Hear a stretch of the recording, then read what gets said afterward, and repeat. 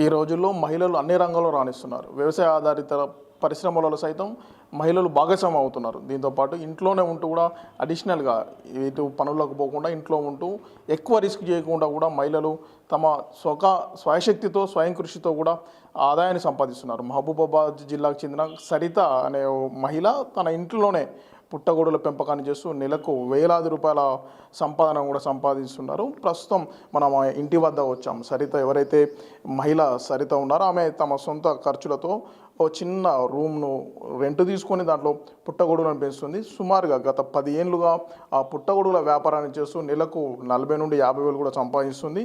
ఈ పుట్టగొడుగులు తినడం వల్ల ఎవరైతే టీబీ, షుగర్ ఇట్లా ఎవరైతే దీర్ఘకాలిక వ్యాధులతో బాధపడుతున్న వారికి కూడా ఎంతో ప్రోటీన్స్ లాంటివి అందడం వల్ల వాటికి వ్యాధి నిరోధక శక్తి ఎక్కువగా ఉంటుందనే నేపథ్యంలో వీటి పుట్టగొడుగులకు ఎక్కువగా డిమాండ్ కూడా ఉంటుంది. అయితే ఇప్పటికీ ఈమె దగ్గరికి ఎవరైతే వాంటెడ్ ఉంటారో వారు నేరుగా ఆమె ఇంటి వద్దకు వచ్చి కిలోకు 5,000 రూపాయల చొప్పున ఆమె విక్రయిస్తుంది. ఎవరైతే నిరుపేదలు ఉంటారో వారికి కూడా ఆమె కొంచెం రేట్లో కూడా కన్సెషన్ ఇస్తున్నట్టు కూడా ఆమె చెప్తుంది. మొత్తానికి ఆమె ఇంట్లోనే ఉంటూ నెలకు సుమారు 40 నుండి 50 వేలు కూడా సంపాదిస్తూ మహిళలకు కూడా ఎంతో ఆదర్శంగా నిలుస్తుంది. అయితే ఈ ముఖ్యంగా ఈ ఒక చిన్న రూమ్లో 100 బెడ్స్తోని పుట్టగొడుగుల పెంపకాన్ని స్టార్ట్ చేసింది. అయితే ఇక్కడ పుట్టగొడుగులు చాలా రకరకాల పుట్టగొడుగులు ఉంటాయి. కానీ ఇక్కడ మహబూబాబాద్ జిల్లా టెంపరేచర్కి మాత్రం ఆయిస్టర్ రకం మాత్రం కొద్దిగా అనుకూలంగా ఉంటుందన్న నేపథ్యంలో ఆయిస్టర్ రకానికి చెందిన పుట్టగొడుగులను ఆమె ఇక్కడ వాటిని పెంచడం జరుగుతుంది. పుట్టగొడుగులను పెంచి వాటిని ఇక్కడ ఇంకొక ప్రత్యేకత ఏమిటంటే ఆమె ముఖ్యంగా పిల్లలకు ఎవరైతే రక్తహీనత ఇట్లాంటి చిన్న పిల్లలకు మెదడు సరిగ్గా ఇంప్రూవ్ కాని వారు ఎవరైతే పిల్లలకు కూడా ముఖ్యంగా ఇబ్బంది పడుతూ ఉంటారో వారికి కూడా ఈ ప్రత్యేకించి చిన్న బాటిల్స్లో ఈ పుట్టగొడుగులను పౌడర్ చేసి దాంట్లో కావాల్సిన అంత కెమికల్స్ అనేది యూజ్ అనేది లేకుండా మొత్తం న్యాచురల్ విధానంలో ఈ పద్ధతిని సాగు చేస్తూ పిల్లలకు కూడా ఆ బాటిల్స్లో ఈ పుట్టగొడుగులకు సంబంధించిన పౌడర్ను కూడా అందిస్తున్నాను చెప్తుంది. అయితే ఇక్కడ మాకు కేవలం మహబూబాబాద్ నుండే కాకుండా రాష్ట్ర వ్యాప్తంగా కూడా మాకు ప్రత్యేకించి డిమాండ్ కూడా వస్తుంది. వివిధ రాష్ట్రాల నుండి కూడా మాకు ఫోన్ల ద్వారా ఆర్డర్స్ వస్తూ ఉంటాయి.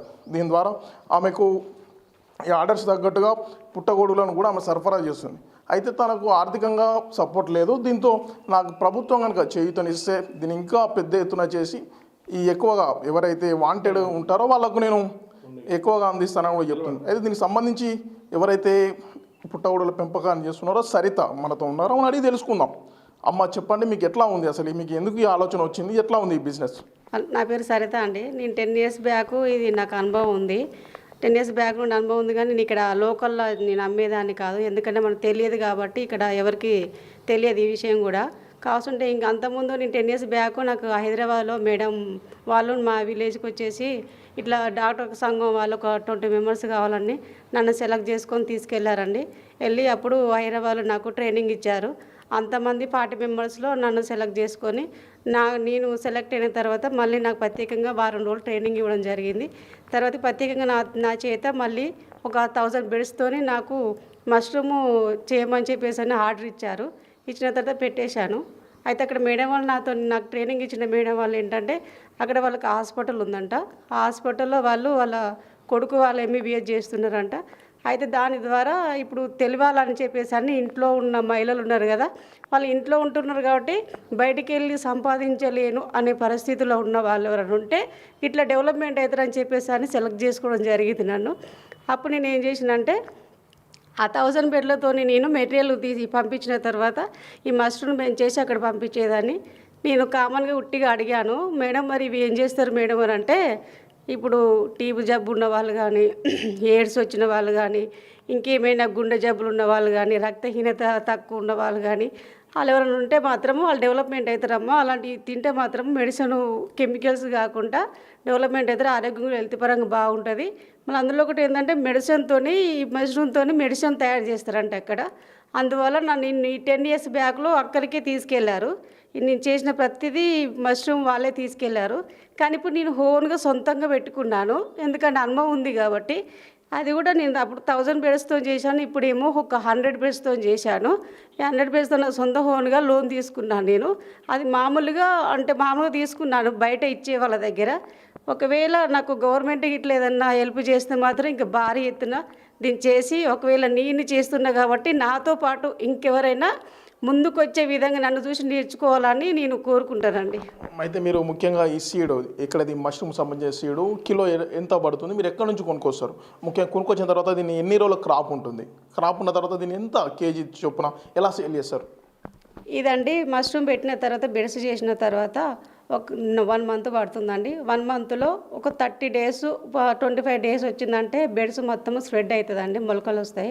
దాని ద్వారా బయటకు వచ్చి 1 మంత్ తర్వాత మష్రూమ్ వచ్చిన తర్వాత దాన్ని తెంపుతామండి. 1 కేజీసి మన లోకల్లో కాబట్టి పచ్చి కాబట్టి మనకు 1000 రూపీస్కి ఇచ్చేస్తాం. ఎందుకంటే అంత రేటు 1000 రూపీస్ అనొచ్చు, కావాల్సింటే చికెన్ మటన్ దాంట్లో మటన్ ఏటకూరల కన్నా ఎక్కువ విటమిన్స్ దీంట్లో ఉంటాయి. మీరు ఏ డాక్టర్ని అడిగినా కూడా చెప్తారు. దీంట్లో అబద్ధం చెప్పడం అనేది కూడా ఏముండదు. అంటే పచ్చి కిలో, మరి ఎండిన అయితే 5000 6000 అట్లా ఆ విధంగా ఎవరు తీసుకోపోతారు అట్లా? అది డ్రై చేసినాయి అండి. అంటే మనం ఫస్ట్ పెట్టినాం కాబట్టి ఎవరికి తెలియదు కదా. ఒకవేళ ఇప్పుడు ఈ మీడియా ద్వారా ఒకవేళ పబ్లిక్గా తెలిసిందనుకోండి, రేటు కూడా మేము కరెక్ట్గా వాళ్ళకి అనుకూలంగానే ఇస్తాము. ఈ డ్రై చేసినవి ఏంటంటే ఇప్పుడు చిన్నపిల్లలు ఉంటారు, వాళ్ళకు మెదడు కొంచెం బ్రెయిన్ తక్కువ ఉండి నత్తి మాట్లాడడం కానీ, మన నరాల వీక్నెస్ కానీ, నడవలేకపోవడం కానీ, అలాంటి వాళ్ళు కూడా పిల్లగాళ్ళకు మన బూస్ట్ లాగా అన్నట్టు బూస్ట్ లాగా పొడి చేసేసి పాలలో తాపిస్తే వాళ్ళు 1 మంత్లో కవర్ అవుతారు. మీరు వాడిన తర్వాత మీకే తెలుస్తుంది. అప్పుడు రిజల్ట్ వచ్చిన తర్వాత మీరు మమ్మల్ని అడగొచ్చండి. అంటే మీరు మొత్తానికి దీనికి ఈ 100 బెడ్కి సంబంధించి ఎంత పెట్టుబడి పెడతారు? మీకు 1 మంత్ తర్వాత ఎంత లాభం వస్తుంది? ఇదండి ఫస్ట్ మనం ఓన్గా పెట్టుకోవాలంటే కష్టపడతాం కాబట్టి మన ఓన్గా మనకు డబ్బులు మిగులుతాయండి. ఒక ఆషామాషగా చేసే వరకు కాదు ఇది. ఎందుకంటే గడ్డి తీసుకురావాలి, కట్ చేయాలి, దాంట్లో విత్తనాలు వేయాలి, కూలలు పెట్టుకోవాలి. ఒక రోజుకు కూలలకు 300 రూపాయలు ఇవ్వాల్సి వస్తుందండి. కాసుంటట్టు కాకుండా మా ఇంటిలో 5 మెంబర్స్ ఉన్నాం కాబట్టి వాళ్ళ ద్వారా కట్ చేసి నేను ఓన్గా చేయడం జరిగిందండి. ఎంత లాభం వస్తుంది? మీరు మొత్తం ఒక 1 మంత్కి సంబంధించి 100 బెడ్కు ఎంత పెట్టుబడి మీరు ఎంత పెడతారు, మీకు ఎంత లాభం వస్తుంది? మేము ఇక్కడ విత్తనాలు ఇక్కడ దొరకవండి, ఆర్డర్ చేసుకోవాలండి. ఈ మష్రూమ్ అనేది ఇంతకుముందు నేను 10 years బ్యాక్లో మేడం అయితే ఎక్కడైతే ఇచ్చుకున్నారో వాళ్ళ మేడం గారి నెంబర్ ఉంది కాబట్టి అక్కడి నుంచి నేను ఇక్కడ మేడం గారికి మేడం ఫోన్ చేసి అమౌంట్ కొట్టేస్తే నాకు బస్సు ద్వారా నాకు బుక్ చేసి పంపిస్తారండి. అట్లా అంటే ఒక 10 కేజీలు తెచ్చేసుకున్నానండి. ఒక 15,000 18,000 దాకా అవుతుందండి. నేను ఇప్పుడు ఏంటంటే నేను ఎక్కువ ఆర్డర్ ఇచ్చేసేసుకొని నేను ఎక్కువ బెడ్స్ పెడదామని చూస్తున్నానండి. ఎందుకంటే ఇప్పుడు చికెన్ తినడం వల్ల కొన్ని వాళ్ళకి ఆరోగ్యాలు ఖరాబ్ అయ్యి కొంచెం వేరే వ్యాధులు కూడా వస్తున్నాయి, విటమిన్స్ లేక కూడా ఉంటుంది. కావాల్సింటే నాకు ఇది ఈ టైంలో నాకు స్ప్రెడ్ అయ్యి కొంచెం ఆదాయం వస్తుందని నేను అనుకుంటున్నానండి. మొత్తానికి ఎవరైతే మహిళలు ఇంటి నుండి బయటికి వెళ్ళలేక ఉంటారో వాళ్ళందరికీ కూడా ఇలాంటి పుట్టగొడుగుల పెంపకం ఎంతో లాభదాయకంగా ఉంటుంది. తక్కువ పెట్టుబడితో కూడా ఎక్కువ లాభాన్ని కూడా గణించవచ్చు. ఇంటి నుండి బయటికి వెళ్ళాల్సిన పని లేదు.